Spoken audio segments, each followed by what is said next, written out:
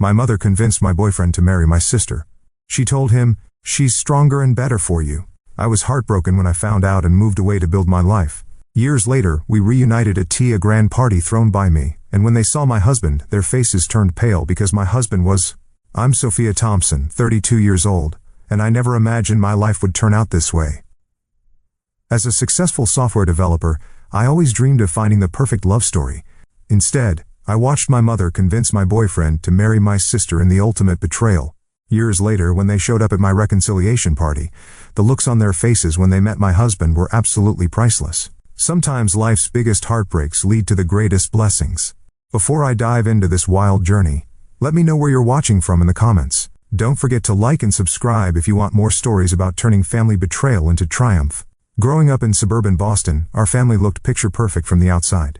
Our colonial-style home with its white picket fence and manicured lawn hid the dysfunction that brewed within.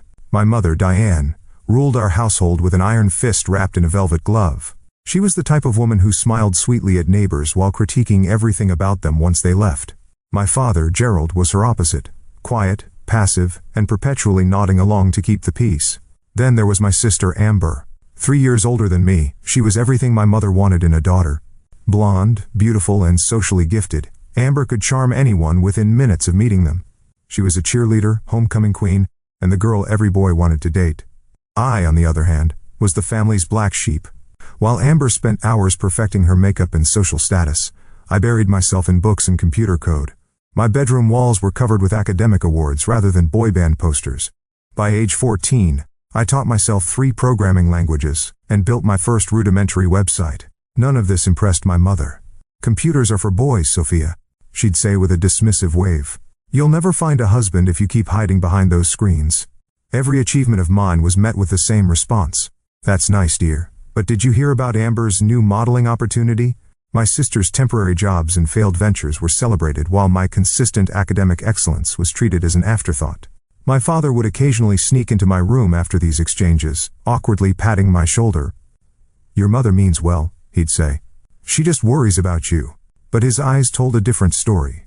He knew the favoritism was wrong, but lacked the courage to confront it. The summer before my senior year of high school, I won a national coding competition that came with a college scholarship. When I excitedly shared the news at dinner, my mother's response was, "Well, I suppose that's one way to get to college since you won't be getting any athletic scholarships like Amber did." My father stared at his plate while Amber smirked. That night, I made a promise to myself. I would use that scholarship as my ticket out. I applied only to colleges at least 3 states away, and celebrated privately when my acceptance letter from MIT arrived. My mother's only comment was concern about me moving so far from family. College became my salvation. For the first time, I was surrounded by people who valued my intelligence and passion for technology. I met my best friend Zoe during orientation week when we both reached for the same computer science textbook in the campus bookstore. "You can have it," she said. "I'll just copy your notes when you inevitably understand everything better than me anyway." Her honesty and humor were refreshing. Through Zoe, I began building the confidence my family had systematically dismantled. She couldn't understand why I dreaded going home during breaks. "Your family sounds like a bad reality TV show," she said after hearing stories about my mother and Amber. "You know that's not normal, right?" I did know intellectually, but emotionally I still craved their approval. Each break I returned home, hoping things would be different. They never were. If anything, the contrast between my college life and home life made the dysfunction more apparent. By junior year, I'd limited my visits to major holidays. Each time I returned, I felt increasingly alien in my childhood home. My growing independence seemed to irritate my mother, who doubled down on criticism. "MIT is making you cold," she accused when I declined to play along with one of Amber's dramatic stories about a boyfriend who dumped her. "You used to be such a sweet girl." The truth was, I was finding my voice. For the first time, I started pushing back against my mother's comments, politely but firmly. My father watched these exchanges with a mixture of concern and what I thought might be pride. During winter break of my senior year, when my mother suggested I dress more like Amber for a neighborhood party, I calmly replied, "I'm comfortable with how I look, Mom." The shocked expression on her face was worth the silent treatment that followed.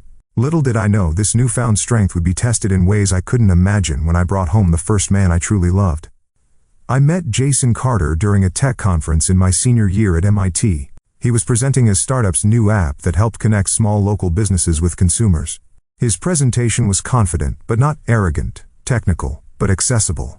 When he fielded questions from the audience, he seemed genuinely interested in feedback rather than defending his ideas. I was impressed. After the presentation, I worked up the courage to approach him with some suggestions about his user interface. Instead of dismissing me, he pulled out his notebook and asked me to explain further. We ended up talking for over an hour, eventually moving to a nearby coffee shop when conference staff needed to close the room. He had warm brown eyes that crinkled at the corners when he smiled, and a habit of running his hand through his dark hair when he was thinking deeply about something. "Your perspective is exactly what this project needs," he said as we finished our third cup of coffee. "Would you be interested in meeting again to discuss this further?" That meeting turned into weekly coffee dates, which evolved into coding sessions at the campus library, which eventually became actual dates. Jason was unlike anyone I'd ever met. He was brilliant, but humble, ambitious, but ethical. He listened when I spoke and valued my opinions. For the first time, I felt truly seen. Our relationship deepened over the next few months. We'd spend hours talking about everything from algorithmic efficiency to our favorite childhood cartoons. He shared his dreams of building technology that would genuinely improve people's lives, not just make money. I found myself opening up about my family dynamics, something I rarely discuss with anyone besides Zoe. "They sound challenging," he said carefully after I described a particularly painful Christmas, where my mother had compared my academic scholarship to Amber's beauty pageant win, declaring only one of those would last beyond youth. "Your intelligence and passion are incredible gifts, Sophia," Jason continued. "Anyone who can't see that isn't seeing you clearly." By spring break, we were serious enough that I invited him to come home with me to meet my family. Part of me wanted to show off this amazing man who valued exactly what my family dismissed about me. Another part hoped that seeing me with someone like Jason might finally make my mother recognize my worth. The visit started promisingly. My father seemed genuinely interested in Jason's business, asking thoughtful questions about his startup's growth strategy. My mother was uncharacteristically warm, serving her special Sunday roast usually reserved for Amber's boyfriends. "You've done well for yourself, Jason," my mother said, refilling his wine glass for the third time. "Stanford, Google, and now your own company at such a young age. Very impressive." I should have recognized the gleam in her eye. It wasn't approval of my choice. It was assessment of an asset. Amber arrived halfway through dinner, making what I now realized was a calculated late entrance. She'd been in the area and decided to drop by, though she lived 40 minutes away. She was between boyfriends at the time, and had recently been laid off from her receptionist job at a local real estate office. My sister swept into the dining room in a form-fitting dress, hair and makeup perfect, despite her claims of just being in the neighborhood. She kissed everyone hello, lingering slightly when she reached Jason. I noticed her hand resting on his shoulder as she leaned in. "So, you're the genius programmer Sophia's been hiding from us," she said with a laugh that somehow made it sound like I'd been keeping secrets rather than simply living my life 3 states away. Throughout the remainder of dinner, Amber inserted herself into every conversation, strategically highlighting connections between herself and Jason. They discovered they both enjoyed hiking, though Amber had gone exactly once for a photo shoot. They both loved sushi, though Amber typically complained about raw fish. They both enjoyed indie films, though Amber usually fell asleep during anything without explosions or romance. I watched Jason carefully during these exchanges, relieved to see him responding politely, but returning his attention to me or my father after each of Amber's interruptions. When she asked about his business model, claiming a secret interest in tech entrepreneurship that was news to everyone at the table, he gave brief answers before turning to me. "Sophia's actually been helping me refine the algorithm," he said, squeezing my hand under the table. "She spotted inefficiencies I'd missed entirely." My mother cleared her throat. "Well, isn't that nice? Amber has quite a head for business too, you know. She nearly majored in marketing before deciding on communications. I changed because marketing seemed too limiting," Amber added quickly. "I wanted something broader." What she didn't mention was that she'd failed the introductory marketing course twice before switching majors. Despite these undercurrents, the weekend visit ended on a positive note. Jason and I drove back to Cambridge, and he seemed genuinely impressed with my family. "Your mother really went all out with that dinner," he said. "And your sister is certainly energetic." I laughed nervously. "That's one way to put it. Your dad seems great too, though quieter than I expected based on your stories." "He's different when my mother's around," I explained. "More subdued." Jason nodded thoughtfully, but didn't comment further. Over the next few weeks, our relationship deepened further. Late one night, as we lay looking at the stars from the roof of his apartment building, Jason broached our future for the first time. "Have you thought about what happens after graduation?" he asked, his fingers intertwined with mine. Job hunting, I guess, I replied. I've had a few interviews lined up. What if? He hesitated. What if he came to work with me instead? We could expand the business together. Your skills complement mine perfectly. My heart raced. Are you serious? Completely. And maybe, he squeezed my hand. Maybe we could look for an apartment together too. If you wanted, for the first time, I allowed myself to envision a future where I was truly happy. A life built with someone who valued me for exactly who I was. I turned to kiss him, overwhelmed with emotion. I'll take that as a yes, he whispered against my lips. Little did I know that while I was dreaming of our future together, forces were already in motion to ensure it would never happen. My final semester at MIT should have been exciting. I had excellent job prospects, a capstone project that was garnering attention from industry professionals, and a relationship that gave me the emotional support I'd always craved. Instead, it became the period when everything fell apart. The changes were subtle at first. Jason began taking longer to respond to texts. Our daily phone calls became every other day, then twice a week. He canceled our standing Friday night date 3 weeks in a row, citing meetings with potential investors that mysteriously always seemed to run late. I'm sorry, babe, he'd say, sounding genuinely regretful. This round of funding is crucial. Once it's secured, things will calm down. I believed him because I had no reason not to. His startup was at a critical growth stage, and I understood the demands of the tech world. I was busy too, spending long hours in the lab perfecting my capstone project. Still, something felt off. One evening while scrolling through Instagram, I noticed a post from a restaurant in my hometown. The image showed their famous chocolate lava cake, and the caption mentioned a special visitor from the tech world. In the background of the photo, blurred but recognizable, was Jason's profile. My stomach dropped. He told me he was in New York that weekend meeting investors. What was he doing in my hometown 3 hours in the opposite direction? When I confronted him during our next call, his explanation came too quickly. It was a last-minute change of plans. A potential investor lives near your parents and suggested meeting there. I was going to tell you, but I knew you were stressed about your project deadline. Did you see my family while you were there? I asked. A pause. Too long. I ran into your mom at the grocery store. Pure coincidence. She insisted I come over for coffee since I was in town. Something in his voice sounded off, but I couldn't identify what.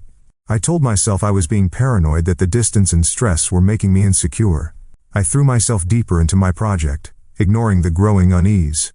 3 weeks later, during spring break, I decided to surprise Jason by driving to his apartment instead of going home. I hadn't told my family I was coming either. The thought of another tense dinner with Amber's increasingly obvious flirtation toward Jason was more than I could handle that week. When I arrived at Jason's building, his car wasn't in its usual spot. On a hunch, I drove to his office. His car wasn't there either, but his business partner Ryan was just leaving. Jason. Ryan looked confused when I asked. He took a few days off. Said he was visiting family. Jason's family lived in California. Mine lived in Massachusetts. We were in Cambridge. I drove home in a daze, not entirely sure what I was thinking or planning. 6 hours later, I pulled into my parents' driveway at 11 p.m. My father's car was there. So was my mother's. And parked behind them was Jason's distinctive blue Subaru, with a small dent in the passenger door from when we'd gone hiking, and a rock had hit it during a minor landslide. The house was dark except for the living room. I used my key to enter quietly, hearing low voices from that direction. I moved toward the sound, my heart pounding so loudly I was sure they would hear it. I stopped at the living room entrance, partially hidden by the hallway wall. Jason sat on our couch, my sister beside him, closer than friends would sit.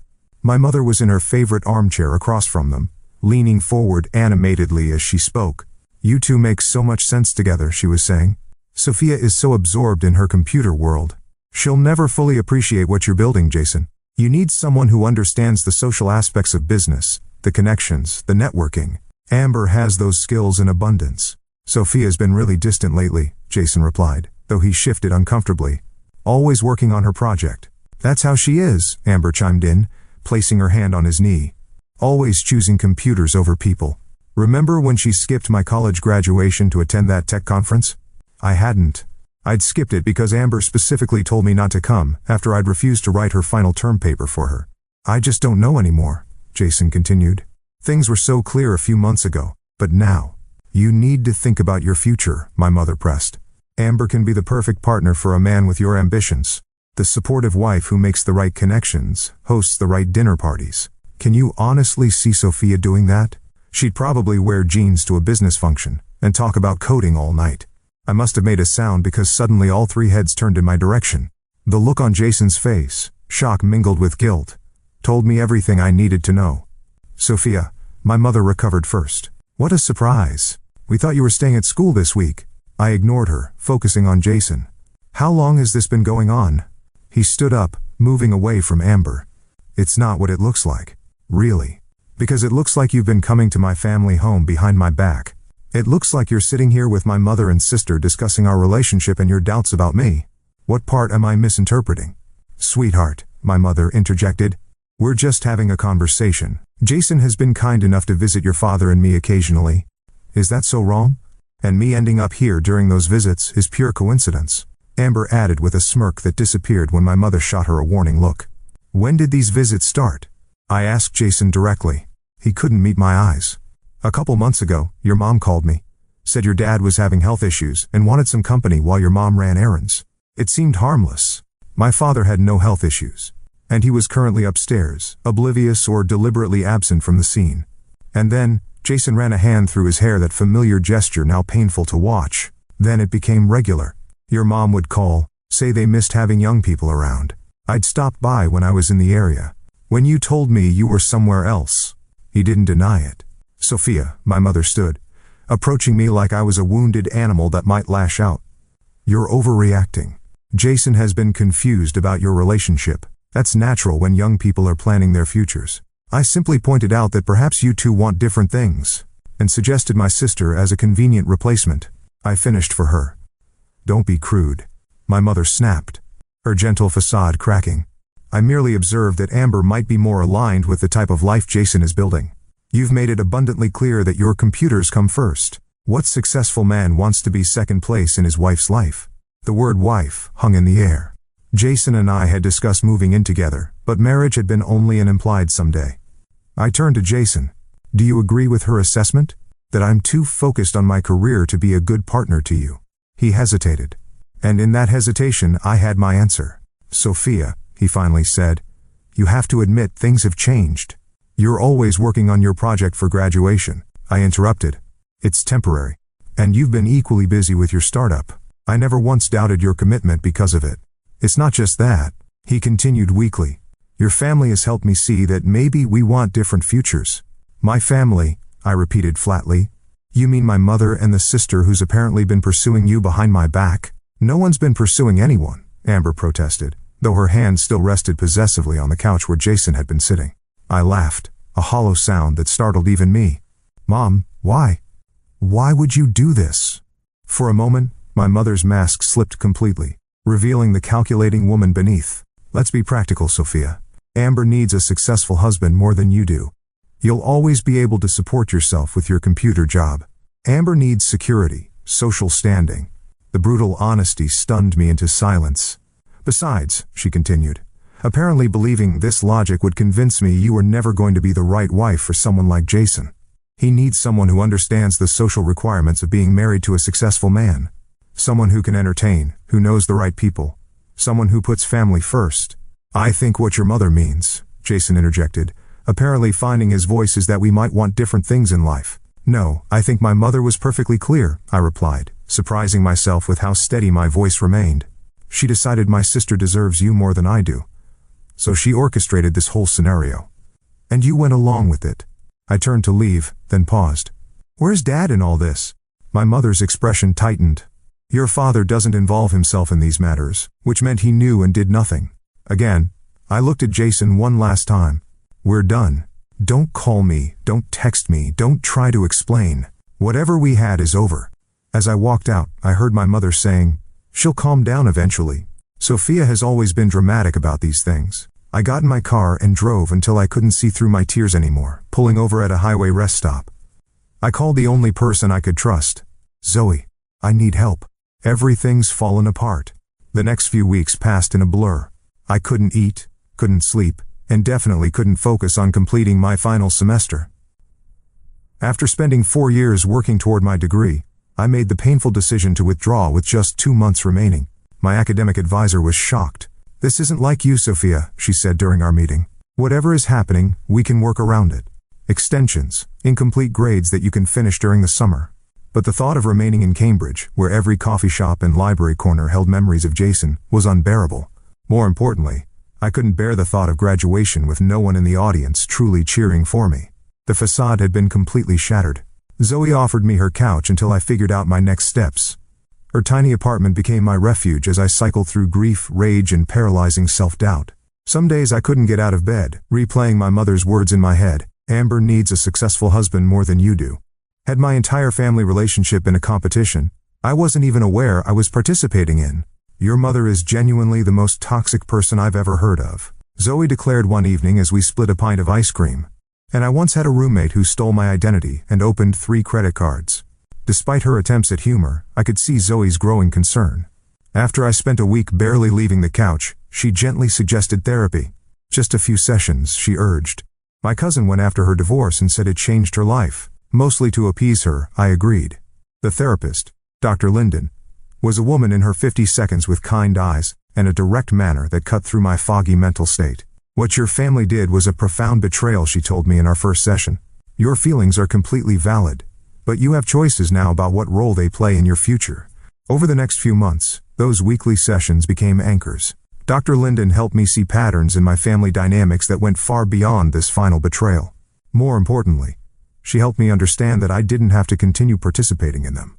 Your mother's behavior suggests deeply rooted insecurities that she's projecting onto both you and your sister, Dr. Linden explained.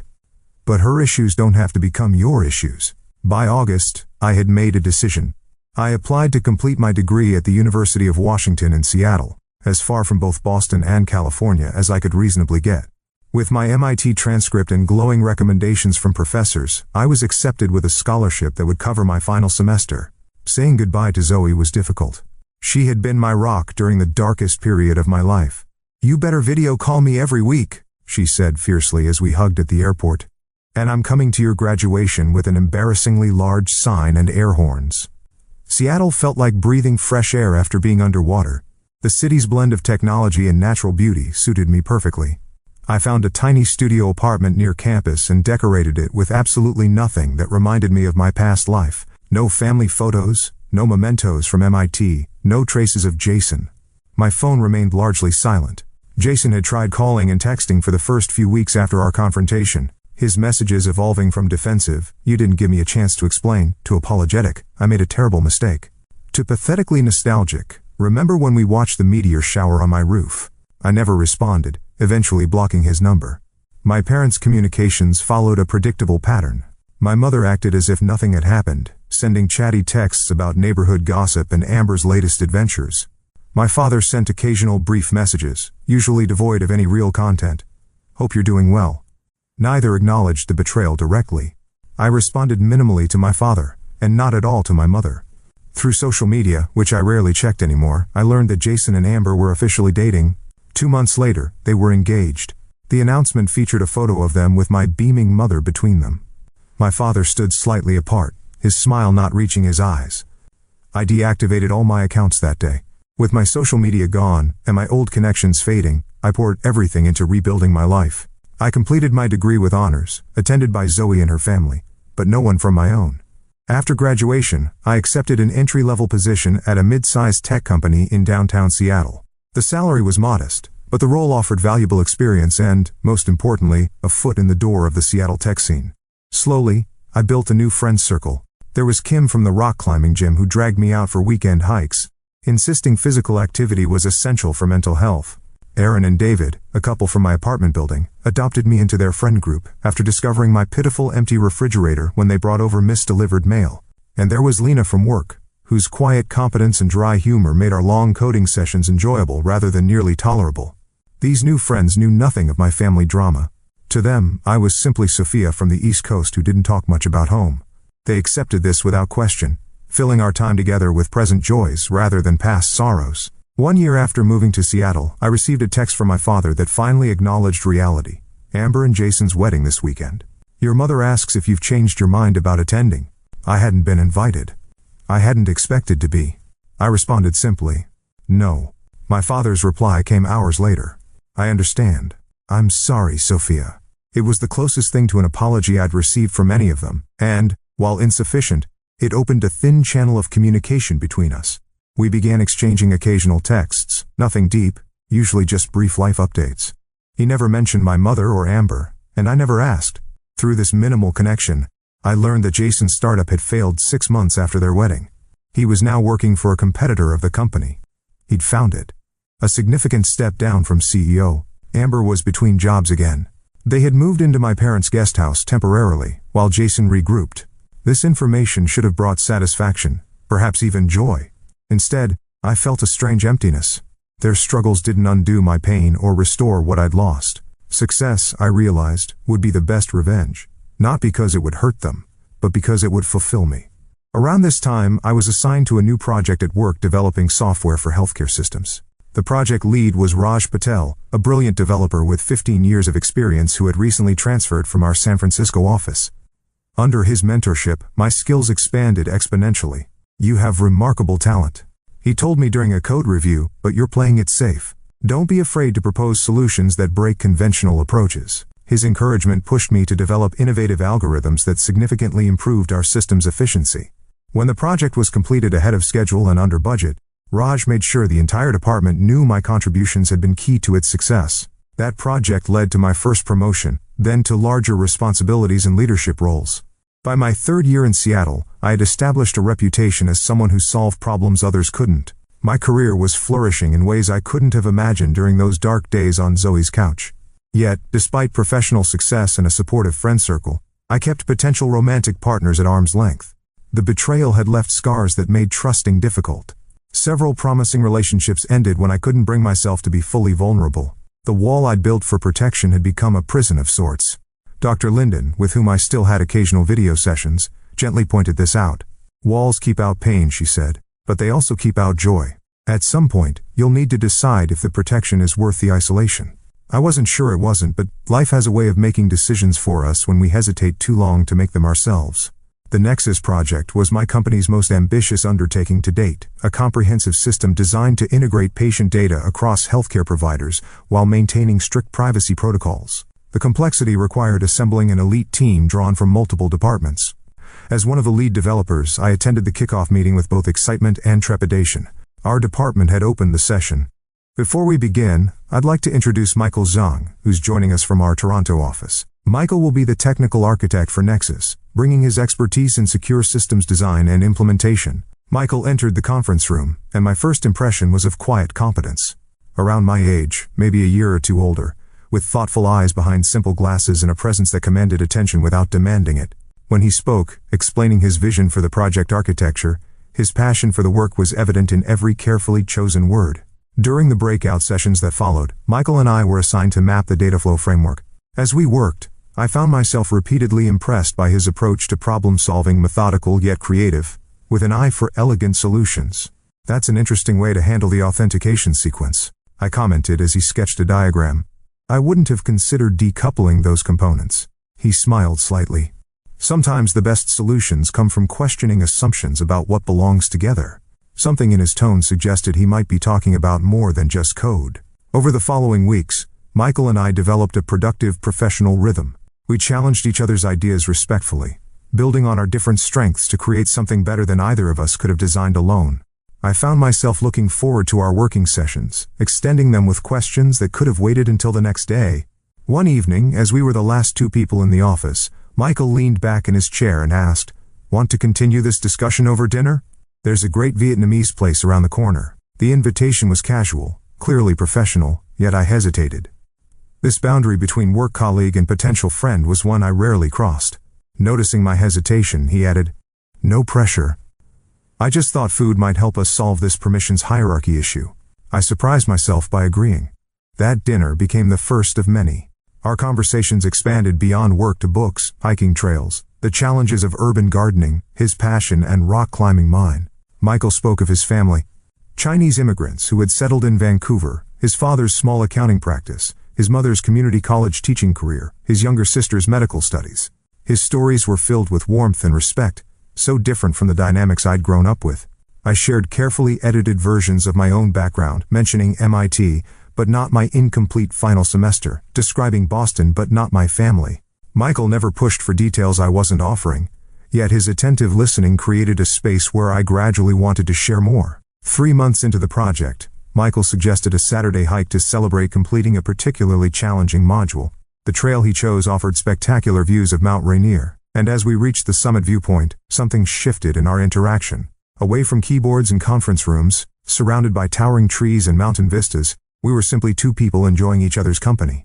During our descent, Michael mentioned a documentary film festival happening the following weekend. Would you be interested in going? Not as colleagues, he clarified, but as a date. The word date triggered an immediate internal panic. I'd successfully avoided anything beyond casual coffee meet youp since moving to Seattle. The prospect of opening myself to potential hurt again was terrifying. I need to think about it, I replied honestly. Michael nodded. Take all the time you need. The offer stands. That evening I called Zoe for the first time in weeks. He asked you out, and you said you'd think about it, she exclaimed. Sophia, this is progress. 6 months ago you would have invented an imaginary pet emergency to avoid answering. But what if it goes wrong? I asked. What if he's not who he seems to be? What if he is exactly who he seems to be, she countered. Look, I get it. Jason and your family did a number on you. But from everything you've told me, Michael seems genuinely decent. And you clearly like him enough to be scared of liking him. She was right. After wrestling with my fears for another day, I texted Michael to accept his invitation. Our first official date revealed another layer of Michael that deepened my attraction. His intelligence I already knew, but outside of work, his playful sense of humor emerged. He asked thoughtful questions and remembered small details from our previous conversations. Most importantly, he seemed completely comfortable with himself, lacking the insecurity that often drives people to impress others. As weeks became months, our relationship deepened. Michael's patience allowed me to set the pace, never rushing intimacy or declarations of feeling. When I finally told him I was falling in love with him 8 months after our first date, his response was both joyful and reassuring. I've been in love with you since our third project meeting, he admitted, when you demolished my security protocol design and then immediately built it back up better than before. I knew then you were someone special. Still, I kept my deepest wounds hidden. Michael knew I was estranged from my family, but not why. That changed after a year together, when he invited me to Vancouver to meet his parents during Lunar New Year celebrations. The Zhang family welcomed me with genuine warmth. Watching their interactions, the teasing affection, the arguments that resolved with laughter, the unquestioned support brought both joy and an ache of comparison I couldn't suppress. After we returned to Seattle, Michael found me crying in our hotel room. What's wrong? He asked, immediately concerned. Did my family overwhelm you? My mother can be intense, I know. No, your family is wonderful. I managed through tears. It's just, they made me see what I never had. That night, I finally shared the full story. MIT, Jason, my mother's manipulation, my sister's betrayal, my father's complicity, the shattered life I'd fled, and the new one I'd built from the pieces. Michael listened without interruption, his expression shifting from shock to anger to deep compassion. When I finished, he took my hands in his. Thank you for trusting me with this. I understand now why trust is so difficult for you. He paused, choosing his words carefully. What they did was unforgivable. But I need you to know something. Not everyone will betray you. I won't betray you. You can't promise that, I whispered. I can promise to try every day to be worthy of your trust, he replied. And I can promise that if we ever have conflicts or doubts, I'll bring them directly to you, not to anyone else. His response wasn't a blanket reassurance that my fears were unfounded. Instead, it acknowledged the reality of my experience while offering a different path forward. That honesty meant more than 1,000 promises never to hurt me could have. Our relationship deepened after that night. With my history no longer a shadow between us, I could fully embrace the possibility of a future together. Michael became not just my partner but my closest friend, challenging me when I needed challenging and supporting me when I needed support. 2 years into our relationship, during a weekend trip to the San Juan Islands, Michael proposed. The ring was an emerald rather than a diamond, set in a design he'd helped create. It reminded me of your eyes, he explained, and emeralds symbolized truth and love. Both seem appropriate. Though I'd known this moment might come, I found myself hesitating. Are you sure? My family baggage is considerable. Michael smiled. I'm not marrying your family. I'm asking to marry you, Sophia Thompson, with all your brilliance and strength and carefully protected heart. Will you build a life with me? Yes, I said, the word carrying all the certainty I'd never thought I'd feel again. Yes, I will.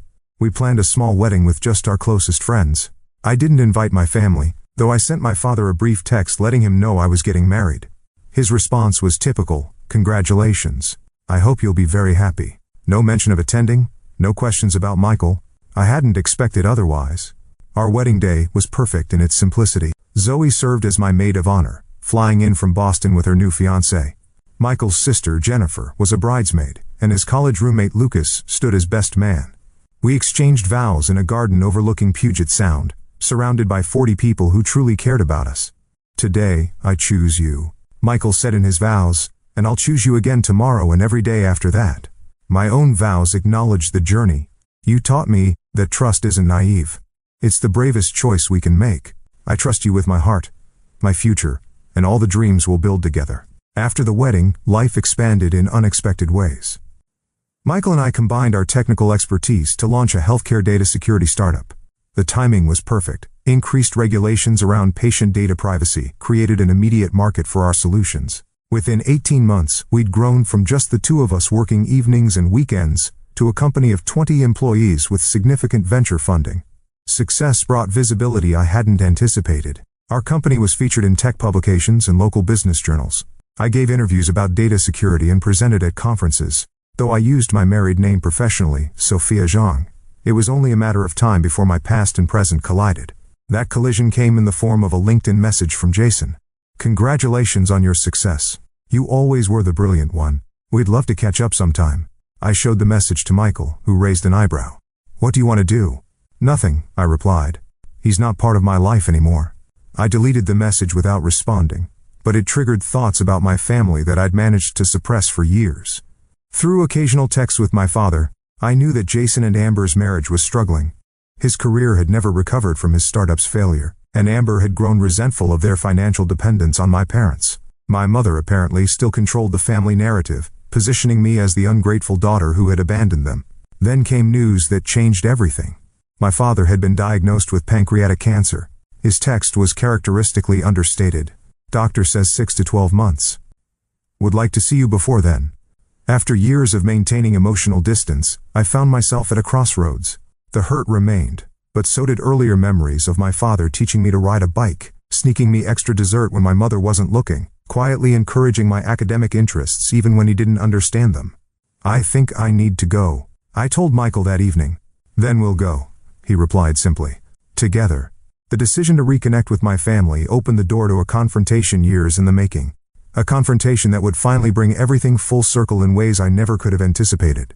After careful consideration, Michael and I decided that rather than visiting my family home, where my mother would control the environment, we would invite them to Seattle. The distance would give me emotional space and the home field advantage I needed for such a loaded reunion. "We'll host them at our place," Michael suggested. "That way you can set the terms of engagement." Our place was a waterfront property on Mercer Island, purchased after our company's second round of funding. The modern glass and cedar home with its expansive views of Lake Washington reflected our success in a way that words couldn't convey. I wasn't above wanting my family to see what I'd built without them. I called my father directly to extend the invitation. His voice, thinner than I remembered, brightened when I suggested the visit. "We could come next month," he said. "Your mother and I." "And would it be all right if Amber and Jason came too? They're living with us now, and your mother doesn't want to leave Amber alone while we're gone." The request sent ice through my veins. Seeing my parents after 6 years would be challenging enough. Facing Jason and Amber seemed impossible. But I recognized the manipulation. My mother was ensuring I couldn't have time alone with my father. "Everyone is welcome," I said, surprising myself with how steady my voice remained. "We have plenty of room." Michael squeezed my hand in support as I ended the call. "Are you sure about this? Including Jason and Amber?" "No," I admitted. "But I need to do this completely. No more shadows hanging over us." The month before their visit passed quickly. Between preparing our home and managing our growing company, I had little time to dwell on anxiety. Michael arranged for a private chef to handle the first night's dinner, understanding that cooking for the people who had hurt me so deeply would be an unfair burden. The day of their arrival, I stood in our living room, looking out over the water, trying to center myself. Michael came up behind me, wrapping his arms around my waist. "Remember," he said softly, "you're not that vulnerable girl anymore. You're Sophia Jean, co-founder and CTO of Jean Secure, with 14 patents and a wait list of clients. More importantly, you're a woman who rebuilt her life from scratch. Nothing they say or do can take that away. The doorbell rang precisely at 4 o'clock. My mother had always valued punctuality. I took a deep breath and opened the door. My father stood closest, dramatically thinner than I remembered, his skin bearing the yellowish tint characteristic of his disease. Despite his obvious illness, his eyes lit up at the sight of me. "Sophia," he said, his voice catching. Without thinking, I stepped forward to embrace him, his body feeling fragile beneath my arms. My mother stood just behind him, barely aged from my memory. Her critical eyes took me in, then shifted to assess our home visible through the open door. "You look well," she said, her tone suggesting surprise at this fact. "Thank you for having us." Amber and Jason hung back awkwardly. My sister had gained weight. Her once model-esque figure now softer, her carefully maintained blonde hair showing dark roots. Beside her, Jason looked almost exactly as I remembered, though a new tension lined his face and his once confident posture had diminished. "Please come in," I said, stepping back to allow them entry. "Michael is looking forward to meeting you all." As they entered our home, I watched their expressions. My mother's practiced neutrality couldn't fully mask her shock at the obvious luxury. Amber's eyes widened, darting from the vaulted ceilings to the designer furniture to the floor-to-ceiling windows showcasing the lake view. Jason seemed to physically shrink as he took in the success I'd achieved without him. Michael appeared from his office, the consummate host. Tall, distinguished in casual linen pants and a light blue button-down that complemented his warm complexion, he radiated confidence without arrogance. "Welcome to Seattle," he greeted them, shaking hands with my father, then my mother. When he reached Jason, there was a brief charged moment as the two men assessed each other. Michael's smile never wavered, but I saw Jason recognize something in my husband's eyes, knowledge of exactly who Jason was and what he had done. "We've prepared the guest rooms upstairs," Michael continued smoothly. "Why don't you all get settled before dinner? Sophia can show you the way." As I led my family upstairs, my mother fell into step beside me. "This is quite a home," she remarked. "Your husband must be very successful." "We both are, Mother," I replied evenly. "I co-founded our company with Michael. We're equal partners in every sense." She absorbed this information with a tight smile. "How progressive." I showed them to their rooms, my parents in the main guest suite, Amber and Jason in the smaller room across the hall. As they unpacked, I retreated downstairs to find Michael opening wine in the kitchen. "They're exactly as you described," he said quietly. "Your mother started assessing the property value within 30 seconds of arrival." I laughed despite my tension. "Just wait until dinner. She'll be counting the silver." The private chef Michael had arranged prepared an exquisite meal. As we gathered around our dining table, the conversation remained superficial. Seattle weather, their flight, my father's treatment options. Michael expertly filled awkward silences with questions about Boston and observations about the differences between Canadian and American healthcare systems. It was during dessert that my mother finally broached the subject of our company. "So," she said, setting down her fork with precision, "Sophia mentioned you run a business together. What exactly do you do?" Michael glanced at me, silently offering the chance to answer. I took it. "We founded John Secure 4 years ago," I explained. "We specialize in healthcare data security systems. Our software protects patient information while allowing authorized access across different healthcare providers." "John Secure," my mother repeated. "You took Michael's name for the company?" "It tested better with focus groups," I replied smoothly, though the real reason was simpler. I'd wanted nothing of my past associated with my future. "They're being modest," my father interjected. I looked up their company before we came. They were featured in Forbes last year. "Healthcare Security Revolution," the article called it. My mother's eyebrows rose fractionally. "How impressive." Jason cleared his throat. "What's your market valuation now?" "Last funding round," Michael answered casually. "Our last valuation was just over $300 million. We're not looking for additional investment currently. We're cash flow positive and growing sustainably." The figure hung in the air. $300 million. Jason's failed startup had peaked at a $4 million valuation before collapsing. $300 million, Amber repeated, looking at Jason with an expression I couldn't quite read. "That's wow." "Enough about business," my mother interjected briskly. "Sophia, will you and Michael be starting a family soon? You're not getting any younger." "Mom," Amber protested weakly. "It's a reasonable question," my mother defended. "They have this enormous house. Seems a shame not to fill it with children." "We're focused on our company right now," Michael answered diplomatically. "But we haven't ruled out children in the future." My mother turned to me. "You always said you wanted children, Sophia. Remember those dolls you used to line up in your room? You had names for all of them." I had no such memory. Amber had been the one obsessed with dolls. This subtle rewriting of history was so typical of my mother that I almost laughed. "If Sophia and I decide to have children," Michael said, his voice gentle but firm, "it will be on our timeline, not anyone else's." My mother's smile tightened, and used to being challenged so politely yet definitively. As the evening progressed, the dynamics became increasingly clear. My mother attempted to reassert control through passive-aggressive comments and selective memories. My father observed quietly, occasionally catching my eye with what seemed like apology. Amber fluctuated between feigned interest in our lives and thinly veiled envy. And Jason grew progressively more uncomfortable, drinking too much wine and barely contributing to the conversation. By the time we moved to the living room for after-dinner drinks, the facade of pleasant family reunion had worn dangerously thin. "How are things in Boston?" I asked, deliberately vague. A weighted silence followed. My father stared into his whiskey. My mother smoothed an invisible wrinkle from her skirt. "We're between opportunities at the moment," Amber finally answered. "Jason's exploring several promising positions." "I see," I replied. "And you're living with Mom and Dad while you explore?" "Temporarily," Jason said quickly. "My non-compete clause from Growth Tech just expired, so I can finally look at other startups in the same space." "It's been 3 years," Amber added, a edge to her voice. "A very long, temporary arrangement." "We're happy to help family through difficult transitions," my mother said pointedly. "That's what families do. They support each other through challenges." The implication hung heavily in the air. That I had abandoned my family responsibilities by cutting contact. Michael, sensing the rising tension, stood. "Would anyone like to see the garden? We've just installed a Japanese-inspired meditation area overlooking the water." My father rose eagerly. "I'd enjoy that." As the others followed Michael outside, I remained behind to refresh drinks. Jason Lingard, awkwardly handling his empty glass. "Your husband seems like a good man," he said finally. "He is," I replied simply. "You've done incredibly well for yourself, Sophia. I always knew you would." I looked at him directly for the first time that evening. "Did you?" "Because I recall you agreeing that I was too focused on my career to be a good partner, that I'd never understand the social aspects of business."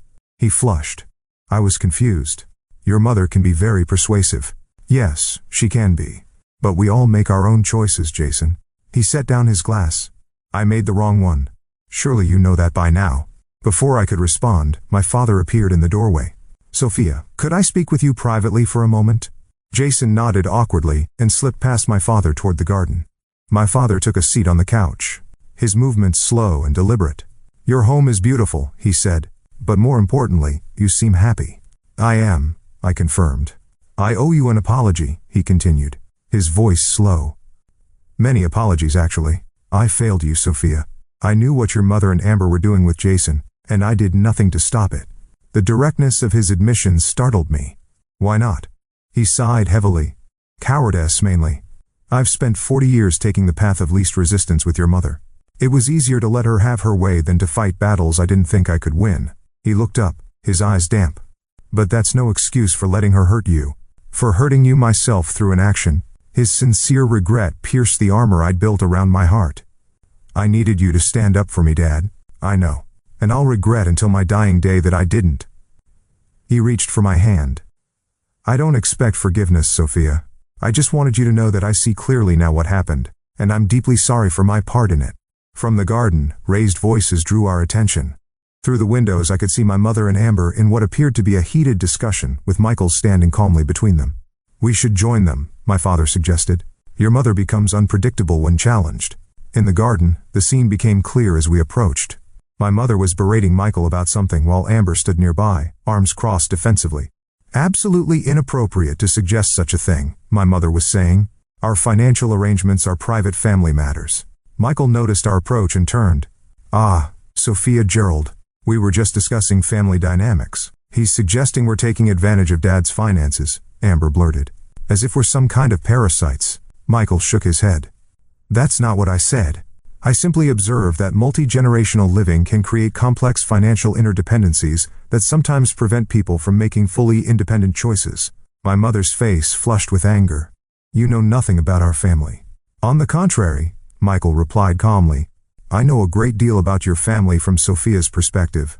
I know about the manipulation, the favoritism, the betrayal." "Michael," I warned softly, though part of me thrilled to hear someone finally confront my mother directly. "Betrayal is a strong word," my mother sniffed.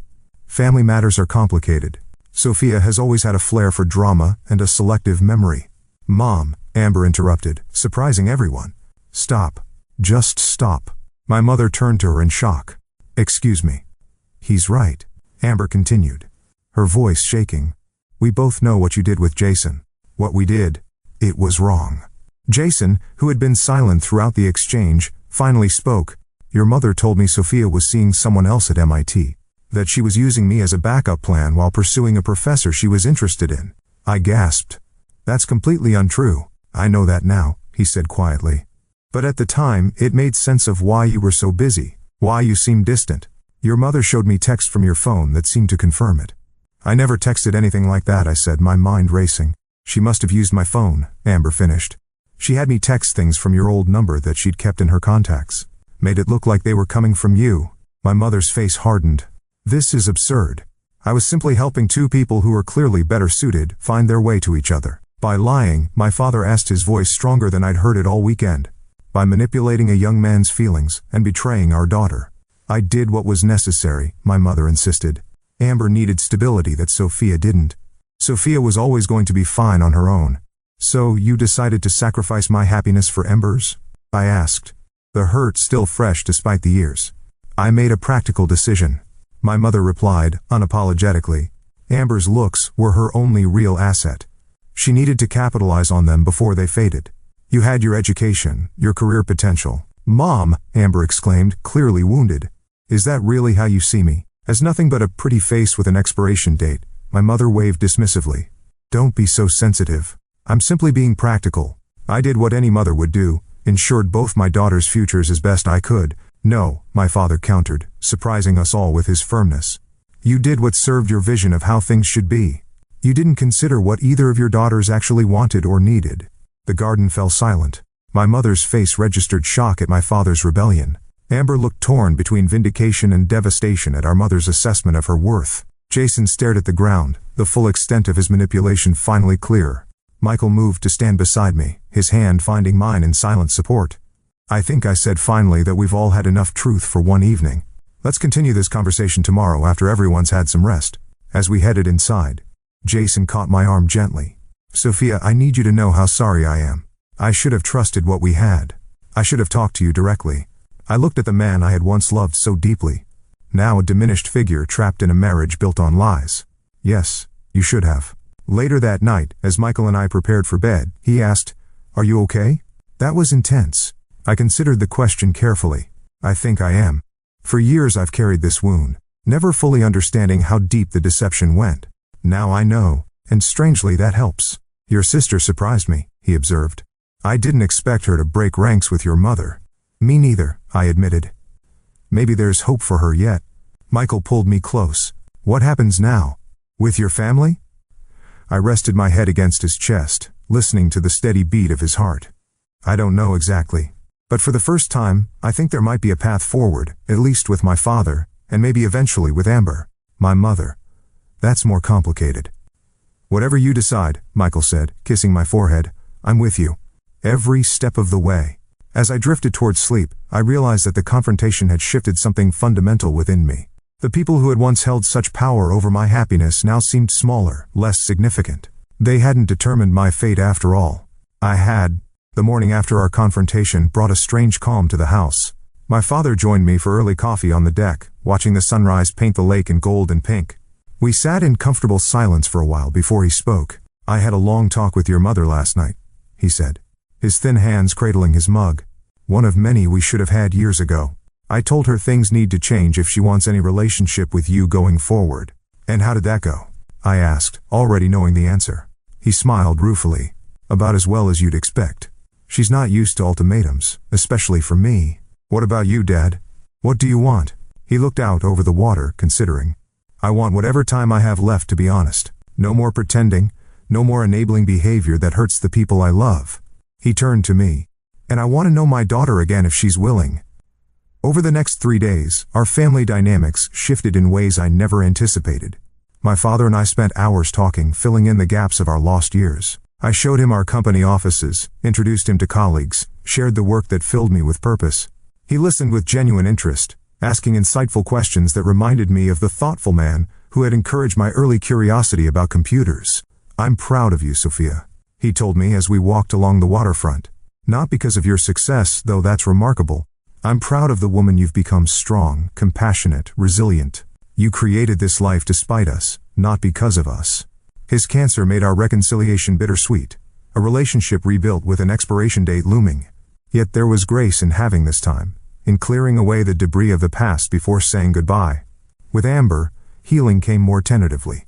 The morning after the confrontation, she asked if I would walk with her around the neighborhood. "I don't even know where to start," she said, as we strolled past waterfront mansions. "Sorry seems inadequate. Why did you do it?" I asked. The question had haunted me for years. She was quiet for a long moment. At first it was just flattering to have someone like Jason interested in me. Mom kept saying what a good match we'd be, how much more I deserved someone successful than you did. She glanced at me. "I know how awful that sounds now. And later, when you knew how much it hurt me." By then I was trapped in Mom's narrative. If what we'd done wasn't justified, then I was just terrible. It was easier to believe you'd be fine, that you didn't need Jason like I did. She stopped walking. "The truth is, I was weak. I let Mom make my decisions because taking responsibility for my own life was scary." Her honesty surprised me. "When did that change?" "Watching you yesterday, successful, confident, genuinely happy with Michael. It made me see what taking control of your own life actually looks like." She sighed. "I'm 35, living in our parents' guest house in a failing marriage with no career or purpose. Mom still buys my clothes and tells me how to wear my hair." I felt an unexpected pang of empathy. While my mother had betrayed me, she had infantilized Amber, keeping her dependent and diminished. "It's not too late to change that," I said carefully. "How?" The desperation in her voice was palpable. I considered my response. "Start with something small but meaningful. Get a job, any job that's yours alone. Open a bank account and only your name. Build from there." Over the following days, we had several similar conversations. I didn't offer forgiveness. That would take time. But I did offer perspective and practical advice. To my surprise, Amber listened. My relationship with my mother remained the most complicated.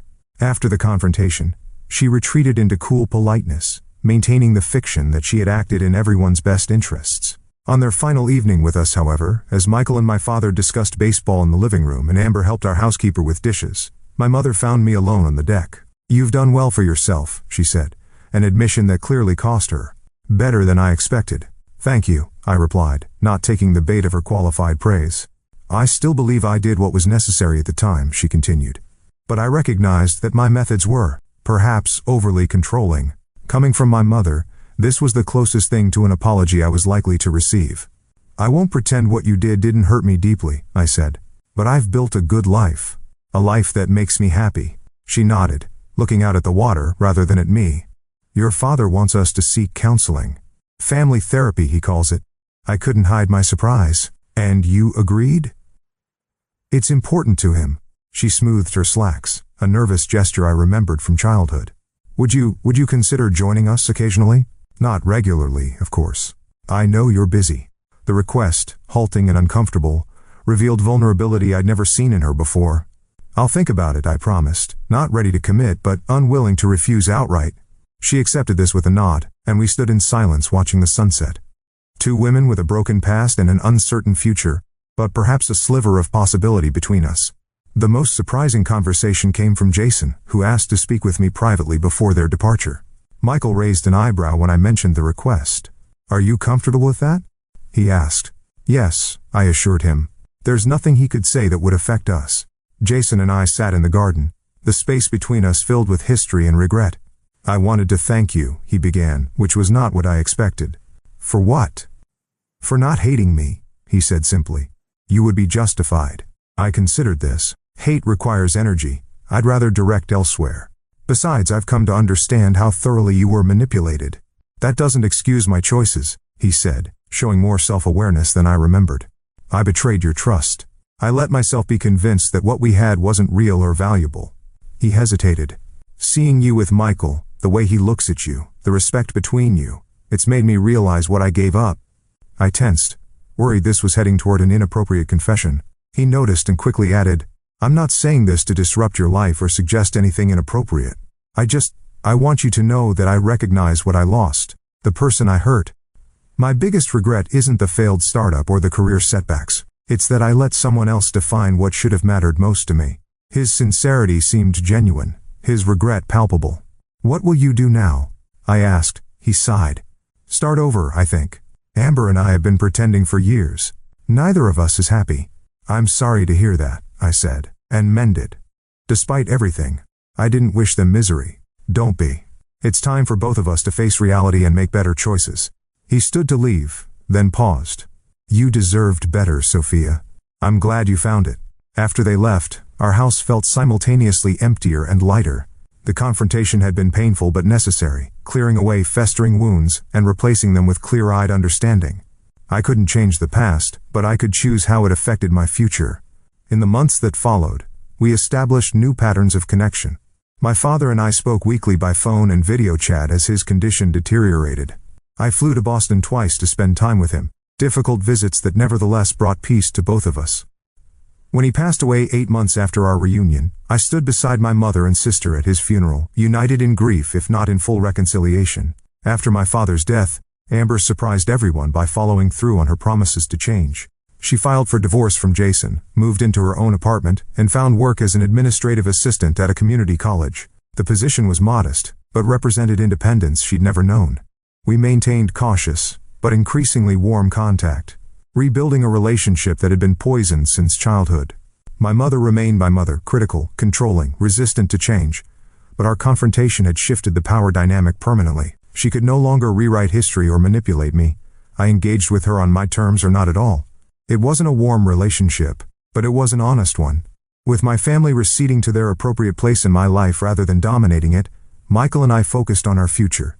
Our company continued to thrive, expanding internationally and developing new security protocols that became industry standards. 2 years after the family confrontation, we welcomed our daughter, Lily, followed 18 months later by our son James. Becoming parents ourselves cast my family history into sharper relief.